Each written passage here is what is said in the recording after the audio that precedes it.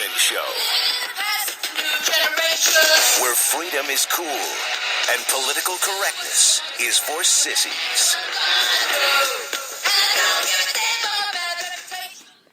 Hello everyone, I'm Val Emmons, and today on the Val Emmons Show, as usual, we have a lot to talk about. So if you want to weigh in on any of today's topics, you can send me an email to valemmons@gmail.com or post on my Facebook page, www.facebook.com/Val Emmons, or you can send me a tweet, as usual, at Val Emmons. Tonight's top story: Senate Rules for Radicals 101. According to the Wall Street Journal, Senate Democrats break the filibuster in a precedent they may regret. Today's Democrats have grown up in the Saul Alinsky tradition, reports the Wall Street Journal, and on Thursday they proved it with a partisan vote to break the Senate filibuster rule for confirming judges and executive branch nominees. The new rules will empower the party's liberals for as long as they control the White House and Senate, but they will also set a precedent for conservatives to exploit in the future. Majority Leader Harry Reid broke a GOP filibuster of a judicial nominee on a 52-48 vote. He was prodded by the Democrat Senate classes of 2006 to 2012 younger liberals in a hurry like Al Franken of Minnesota, Jeff Merkel of Oregon, and Gene Shanahan of New Hampshire. These are the same liberals who enjoyed a rare 60-vote supermajority in 2009-2010 when they rammed through Obamacare without a single Republican vote. They view the minority as an inconvenience to be rolled. It's true that senators of both parties have misused the advice and consent power to make it harder for the executive branch to govern, but the great irony is that Democrats voted to end the practice of judicial filibusters that they pioneered when George W. Bush was president. As the minority from 2003 to 2005, Democrats demanded 60 votes to confirm executive branch nominees like John Bolton for UN ambassador. For the first time, they also insisted on 60 votes for judicial nominees Miguel Estrada, Janice Rogers Brown, Priscilla Owen, Carolyn Cole, Henry Sod, William Pryor, David McKeague, Richard Griffin, Charles Pickering, and William Gary Myers. Only when Republicans threatened to break the filibuster themselves in 2005 did Democrats agree to allow a vote on the same judges. But Mr. Bolton was still blocked, and when Democrats regained the majority in 2007, they began a new filibuster jag to block nominees of all sorts through the end of Mr. Bush's term.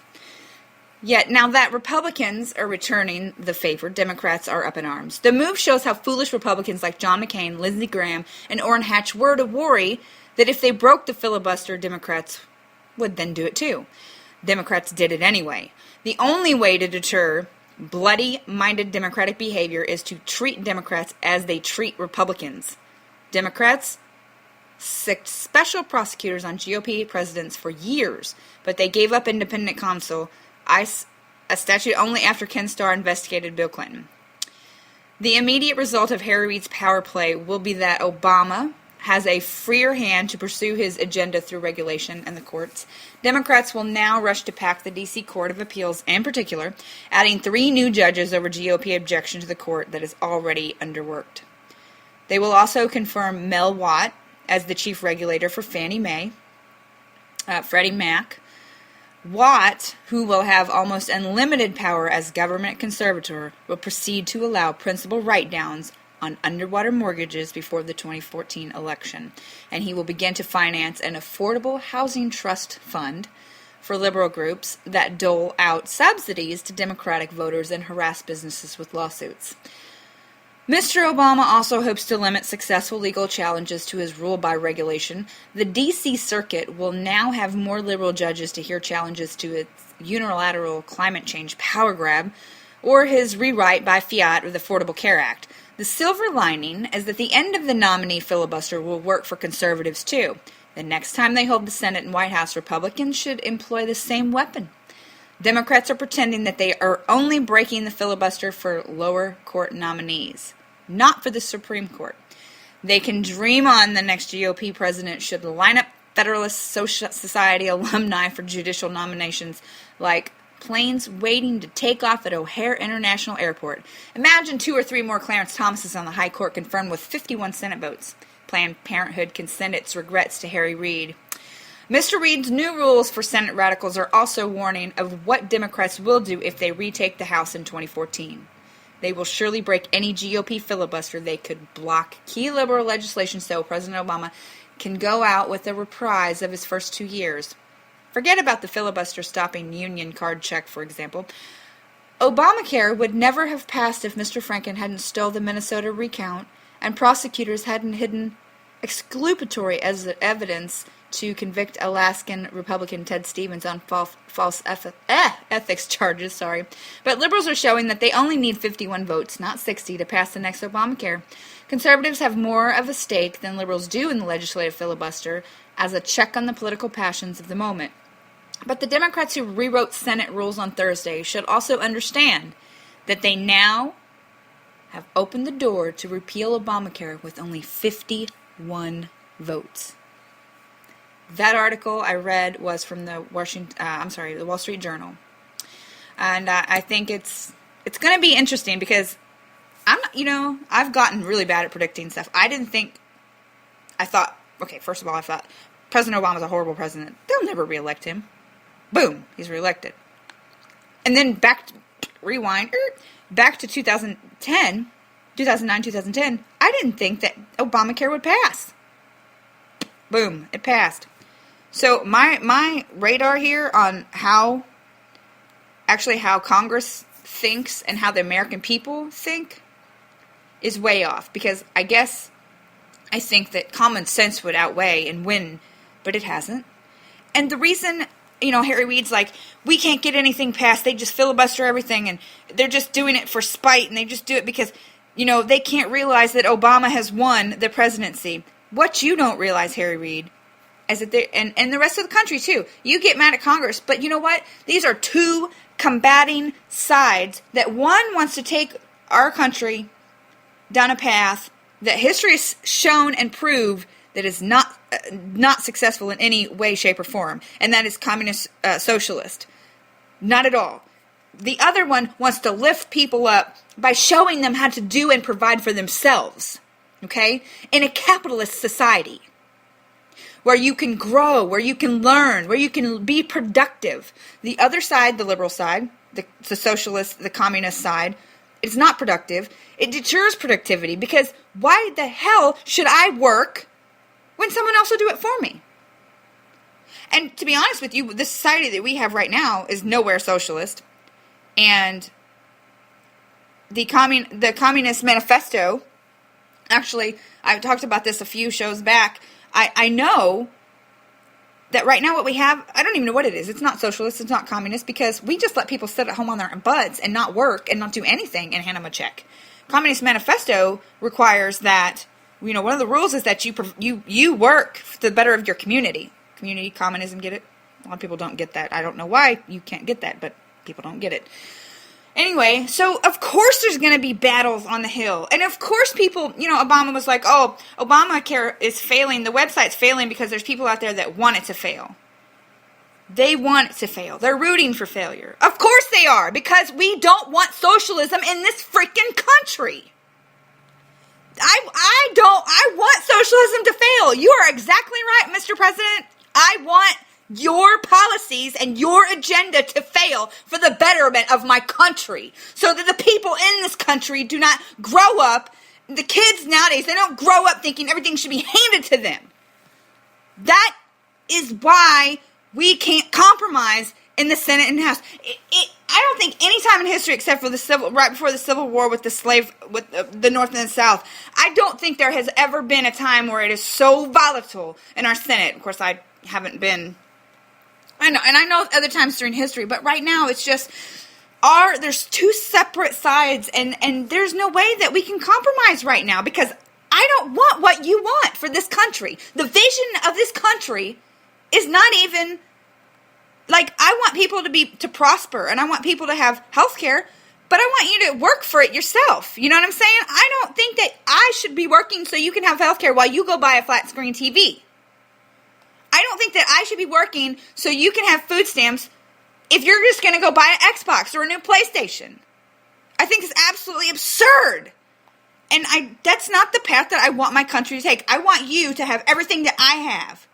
And I want to be able to have everything that people like, Mitt Romney. That's my goal. I want an elevator for my damn car. And if I want it, I should be able to go and get it. And I shouldn't have to worry that everyone else in this country doesn't have one.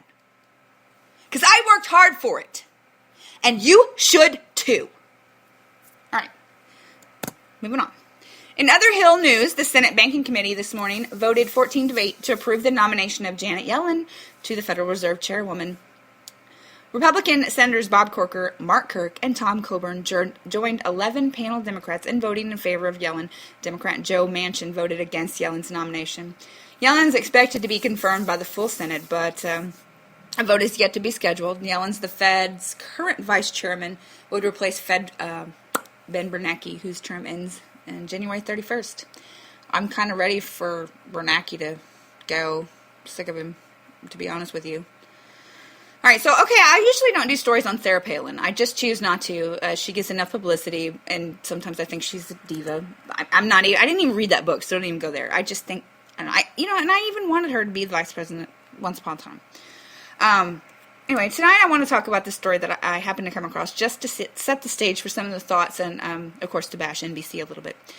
Sarah Palin canceled an interview with NBC today, CNN reports, after host Martin Bashir made incendiary remarks about the former Alaskan governor. Bashir apologized this Monday for suggesting last week that Palin deserved graphic punishment for comparing the U.S. federal debt to China slavery. She made comments during a speech in Iowa earlier this month. Of course, that's where he's coming from. She says, "It's going to be like slavery when that note is due," Palin said, while noting at the same time that the comparison isn't racist. Reacting to Palin's comparison, Bashir ripped into the 2008 vice presidential nominee on Friday. He read excerpts from the diaries of Thomas Thiswood, who wrote about the horrific treatment of slaves in Jamaica in the 18th century, including a punishment that involved defecating and urinating in the mouth.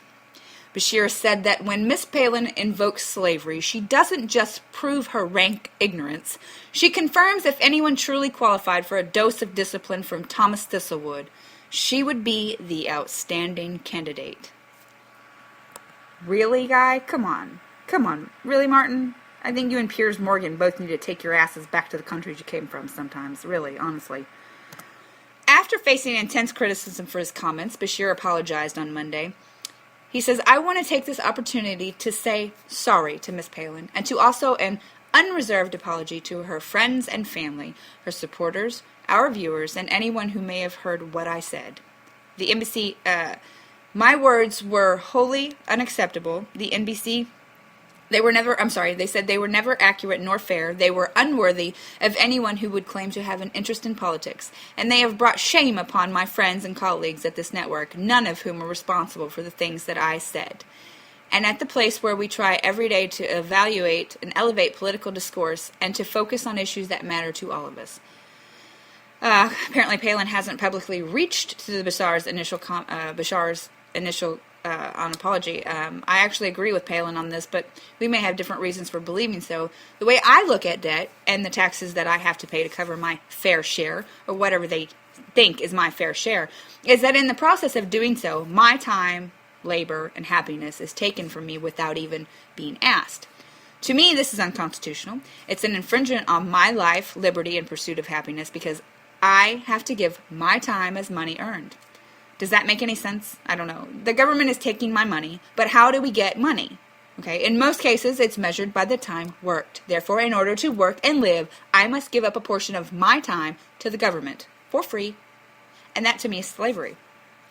Now, what Palin is saying, I also believe, because if the Chinese decide they wanted to call up our note for our debt, we would all be handing over 90% of our income or time to the government. And again, that is slavery or indentured servitude. Same thing to me, because what happens if you don't pay your time?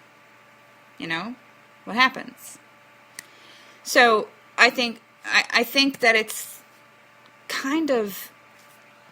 disgusting that Martin Bashir would even just go out. I mean, sometimes this poor woman, I'm not a fan of Sarah Palin. I know everyone is, but I'm not. She gets enough publicity. She's a publicity whore, if you ask me. But, I mean, come on. Martin, really?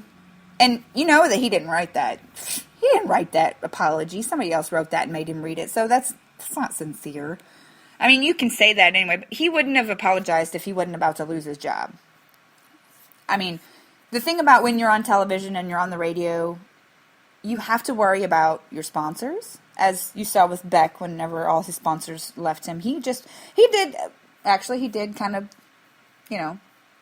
went out and did his own thing. And that's one of the reasons I feel so free on internet radio now. I mean, my podcasts are awesome because I don't have to worry about saying something that my sponsors might not like. They'll pull the plug on my ability to speak to you every night and come into your house or your radio or your phone or your podcast or whatever you're listening to me through. And I think that a lot of people don't realize that. I feel so free. Everyone's like, "Wait, you were on a network. You were on a Cumulus channel." But that's okay. I feel so free now. I can say what I want to say. And people still hear me. And people still follow me. And people still tell me they love my show. I'm okay with it. Because I can reach out to more people now this way. Anyway, so speaking of slavery, the Wall Street Journal reports that, this is crazy too, another freak thing, that British authorities arrested a man and a woman today suspected of holding 3 women as slaves. Ring a bell? One of them is for as many as 3 decades. The man and woman, both 67 years old, were arrested at their home in South London on Thursday as a part of an investigation into slavery and domestic servitude, according to London's Metropolitan Police, also known as Scotland Yard. Police said they rescued 3 women from the house in the London borough of Lambeth. They were a 69-year-old Malaysian woman. God, can you imagine 69 years old and being in indentured servitude? Wait, that'll be me with taxes. Damn you, Sarah Palin, for making me think that. Now I'm mad. I'm these 69 years old indentured servitude to China. But it's true, people. Really. Anyway, a 69-year-old Malaysian woman, a 57-year-old Irish woman, and a 30-year-old British woman. The police added that the 3 women were extremely traumatized and had been taken to a place of safety. The youngest woman appears to have been in slavery for her entire life. God. But there is no evidence of sexual abuse of the victims, police said at this point. The man and women who were arrested remained in custody in the South London police station as of Thursday afternoon. Neither had been charged. Police wouldn't give their names. The arrest followed a tip received last month from a charity that said it had received a call from a woman saying she had been held against her will in a house in London for more than 30 years. God, could you imagine 30 years? She doesn't know anything different. Anyway, Detective Inspector Kevin Hyland from Scotland Yard's Human Trafficking Unit, in a statement, thanked the Freedom Charity for alerting authorities and said police had launched an extensive investigation to establish the facts surrounding these serious, very serious allegations. The Irish woman contacted Freedom Charity's hotline after memorizing the organization's phone number from a documentary on forced marriages relating to the charity's work, which aired on British television back in October. Freedom Charity's chief executive, Vanita Thornhill, said, after speaking to the hotline operator, the woman was passed on to Miss Thornhill, who then began the difficult process of trying to win her trust. I mean, could you imagine? Could you imagine trying to trust anyone because you don't know anything different? Her whole life. Her whole life.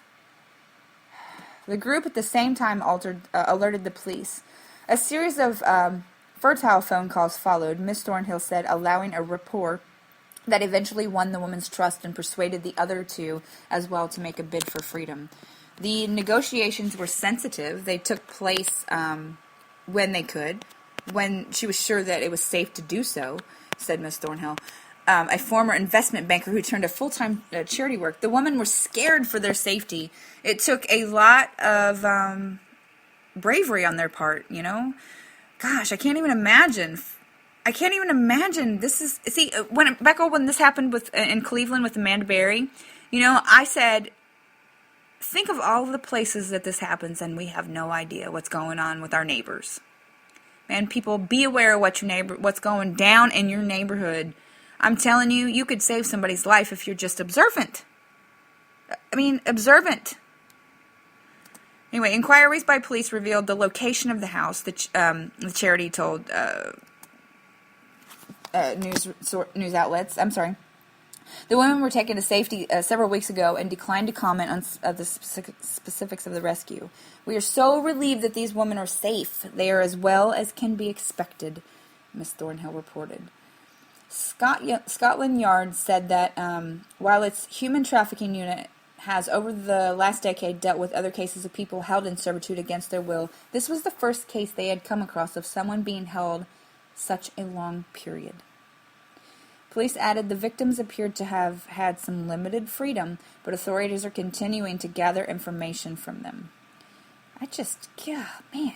This case highlights a shocking underworld that is operating in the UK, said Ross Reed, a spokesman for the London-based Centre for Social Justice, a think tank that in March released a report on modern slavery in the UK. This case in Lambeth proves that slavery is no problem of the past, but on today's modern-day Britain, more than 1,000 trafficking victims were found in the UK. In 2012, according to the report, among the highest-profile cases in Europe in recent years of long captivity was that of Elizabeth Fritzl, who was held in a dungeon-like basement in Austria for 24 years by her father after she went missing at the age of 18. Her father, Joseph Fritzl, repeatedly raped her, and she bore him 7 children, one of whom died in captivity. After his daughter was found by police in 2008, Mr. Fritzl was sentenced to life in prison in a psychiatric ward in March 2009. In the U.S., in May, 3 women who had been missing for about a decade, Amanda Berry, were found in a home just south of downtown Cleveland. Ariel Castro, a former school bus driver, was given a life sentence for holding the 3 women in his home captive and repeatedly raping them. In September, 1 month into the life sentence for the crimes, Mr. Castro committed suicide in an Ohio prison. I think that this is just, like I said, be aware of what's going on. How could you not know that, okay, first of all, in Cleveland, how could you not know that there was 3 women living there? Could you not hear anything? I mean, how could you not know there was a baby there? People visited there, his family. I mean, how do you not know that there's people living in a house? How do you not know? And how do you not know that 3 women are living somewhere? That's been there for 30 years. I guess you really don't think about it. When you see something for 30 years, I mean, I guess you just, okay, well, that must be normal. That's crazy. Keep your eyes open, people. Okay, so we've got the Nightmare on Health Street update.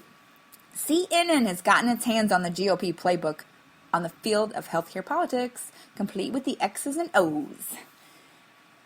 The House Republican strategy memo entitled Because of Obamacare, I Lost My Insurance, offers samples of talking points, social media, videos, digital flyers, op-eds, and a fact sheet for GOP lawmakers doing battle against the president's signature legislative achievement. Obtained by CNN and reported first by Roll Call, the playbook was released late last month. A Republican source who provided the strategy memo to CNN says it will be updated and released to the GOP House members on Thursday. The administration now has a serious competence problem. Healthcare.gov is so much more than a website. The website should have been the easy part, the playbook reads. The disclosure of the memo produced by the Office of House Republican Conference Chair Kathy McMorris Rogers comes amid a sustained Republican onslaught against the Affordable Care Act. It's not oncoming. It's been going on since before it was passed. I mean, that just aggravates me. Anyway, President Barack Obama has noted the highly organized opposition to this signature legislative achievement. One of the problems is one side of Capitol Hill is invested in failure. That's what I was talking about earlier, folks. Yeah, I want you to fail, Obama. I want you to fail at socialism.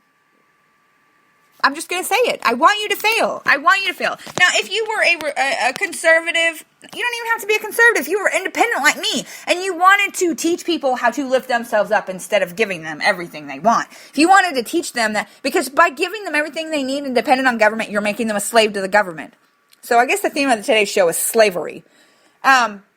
Because by making them a slave to your government regulations to keep anything that they get from you, they're slaves.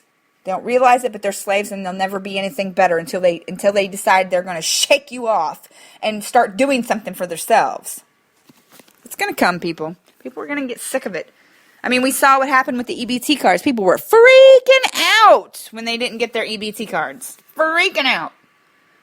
Or not their ABT cards, but when they wouldn't work at Walmart. Yeah, that's the kind of country you're creating, Obama. And that's not what we want. We want a sustainable country. Oh my gosh, I get so aggravated.